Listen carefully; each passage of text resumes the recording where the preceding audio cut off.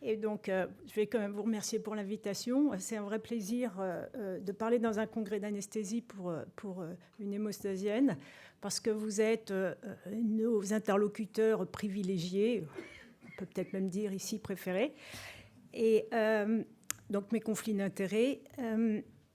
Alors la première question qu'on peut se dire, pourquoi aujourd'hui de nouveaux anticoagulants, d'autant plus que l'arsenal thérapeutique est assez étoffé, complexe, peut-on dire des fois même pour l'instant à des mésusages, a-t-on vraiment besoin de nouvelles molécules? Ce qui est très clair, c'est que l'objectif du développement de ces anticoagulants, c'est surtout d'avoir une meilleure tolérance. Et puis aussi, éventuellement, répondre à des besoins cliniques qui ne sont pas couverts par les AOD. Donc, on va s'intéresser à des patients, des situations à risque hémorragique accru, et puis des situations dans lesquelles les AOD sont non ou moins efficaces que les AVK, non testés. Et en premier lieu, les expositions à des surfaces artificielles pour lesquelles on verra il y a un vrai rationnel. Pour les autres indications, ça reste encore des questions.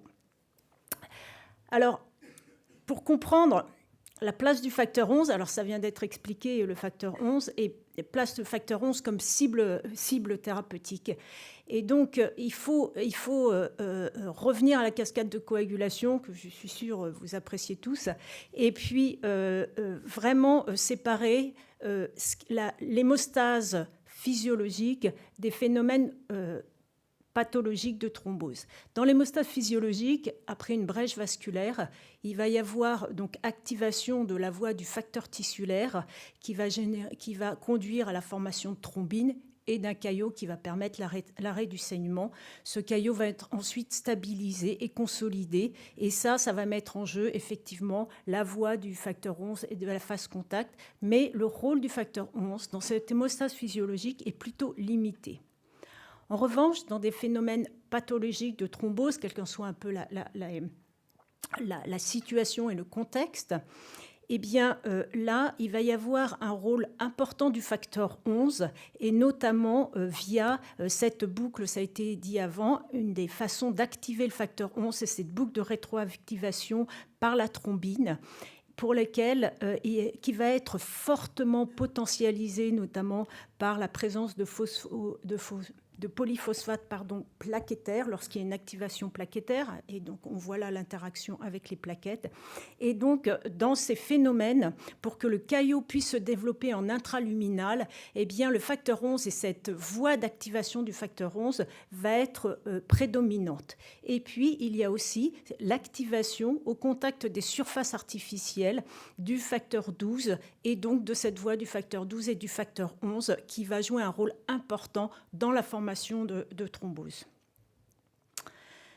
Autre argument en faveur des anti-11, anti-11A, ça a été dit, le déficit en 11 protège plutôt de la survenue de maladies thromboemboliques veineuses, des AVC. Et à l'inverse, en cas d'augmentation du facteur 11, on a un risque accru de maladie thromboembolique veineuse. Et puis, ça vous a été bien montré précédemment, le risque hémorragique particulier des déficits constitutionnels en facteur 11 fait qu'il y a un intérêt à aller cibler cette molécule. Donc, vous l'aurez compris, tout l'enjeu de ces molécules anti-11, anti-11A, c'est d'essayer de prévenir et limiter la thrombose tout en préservant l'hémostase, ce à quoi les molécules actuelles, en théorie, ne répondent pas totalement. Alors, on verra, est-ce que ces molécules qui sont en développement vont pouvoir relever le défi? C'est l'avenir qui nous le dira. Alors, pour inhiber ces facteurs 11, facteur 11A, eh bien, il y a 3 approches différentes qui sont actuellement étudiées et en développement. Il y a les oligonucléotides antisense. Ce sont des petits nucléotides qui vont aller interférer, venir se fixer sur l'ARN messager dans l'hépatocyte et inhiber la synthèse du facteur 11. Donc, en fait, on va mettre le patient dans une situation de déficit en facteur 11, comme ce qui vous a été expliqué précédemment. Et puis, vous avez des anticorps monoclonaux qui, eux, vont aller se fixer soit sur le facteur 11, soit sur le facteur 11A, et des petites molécules qui ciblent le facteur 11A. Et donc, sans essayer de faire trop catalogue, mais juste pour vous expliquer et surtout mettre l'accent sur des points importants qui peuvent avoir des conséquences sur la prise en charge de ces patients. Alors pour les oligonucléotides antisens, vous en avez peut-être déjà entendu parler parce que le Ionis facteur 11A a été testé dans la prothèse de genou.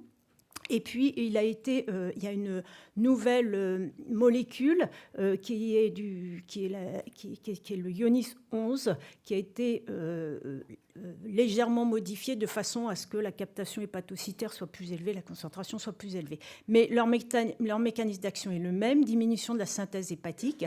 Ils sont actifs, ils sont administrés par voie parentérale, soit de façon hebdomadaire ou mensuelle, et surtout ce qui va vous intéresser potentiellement sur la prise en charge de ces patients, c'est une demi-vie extrêmement longue. Pas de métabolisme hépatique, pas d'élimination rénale, donc potentiellement pas d'interaction médicamenteuse. Ces oligonucléotides antisens, juste pour vous montrer, c'est pour vous illustrer, là vous avez la mesure du facteur 11 avec le Ionis et puis celui modifié.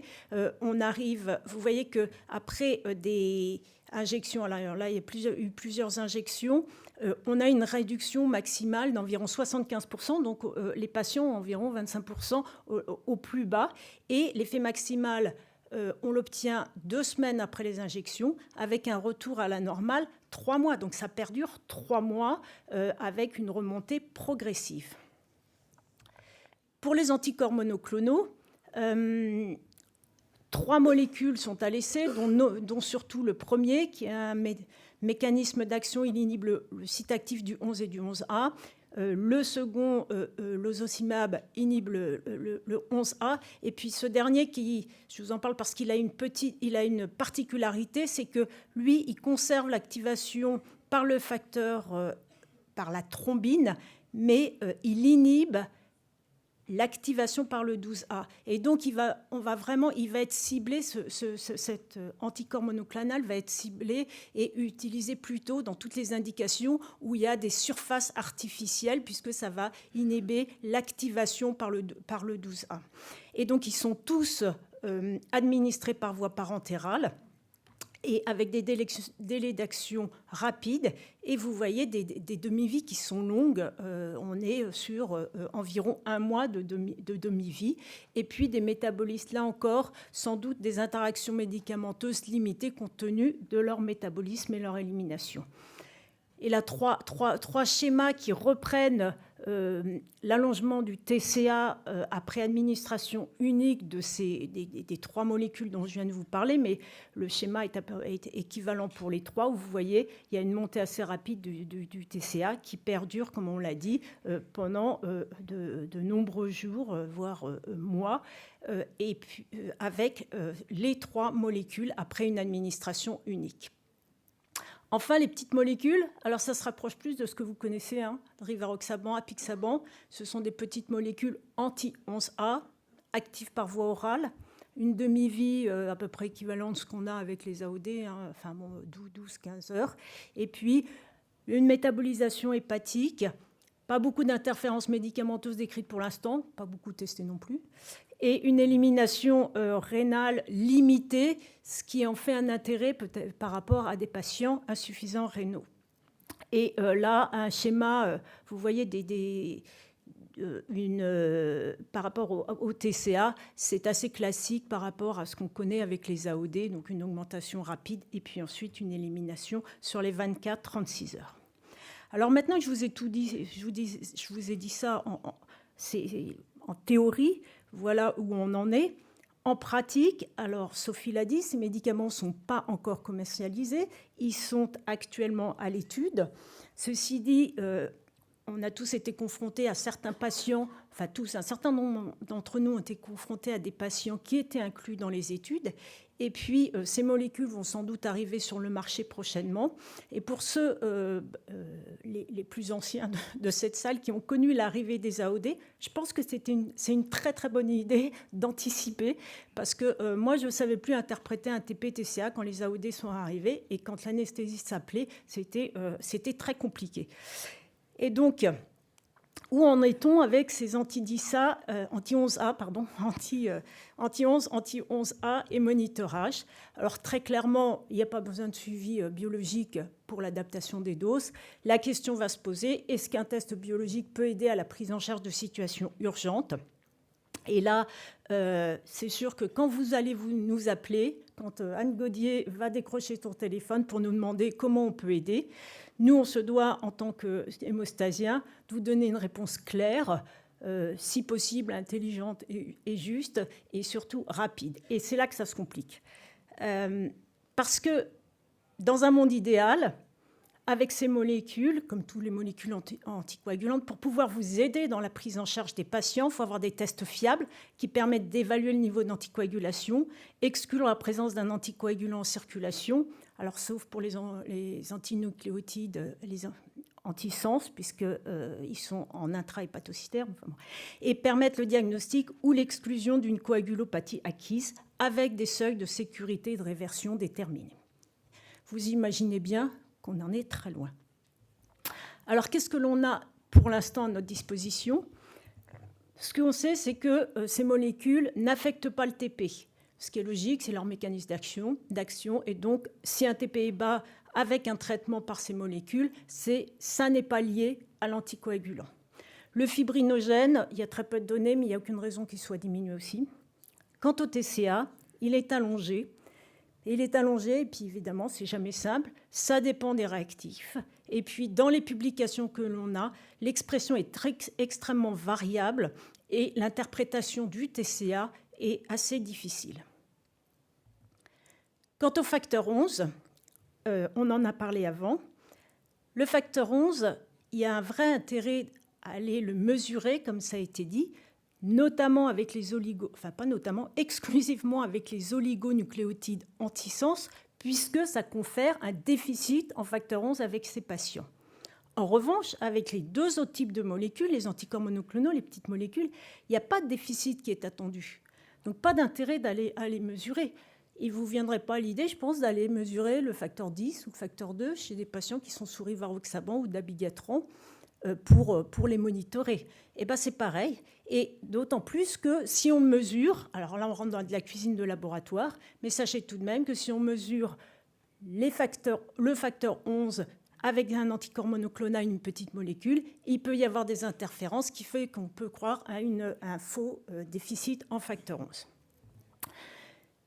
Et donc, qu'est-ce qu'on aurait comme autre test qu'on aimerait avoir?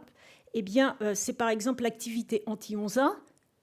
Si on fait le parallèle avec les AOD, on a l'activité anti-10A, l'activité anti-2A qui nous aide bien, mais ce test n'est pas disponible. Quant au test viscoélastométrique et le test de génération de thrombine, autant vous dire que pour l'instant, ça n'est pas à l'ordre du jour.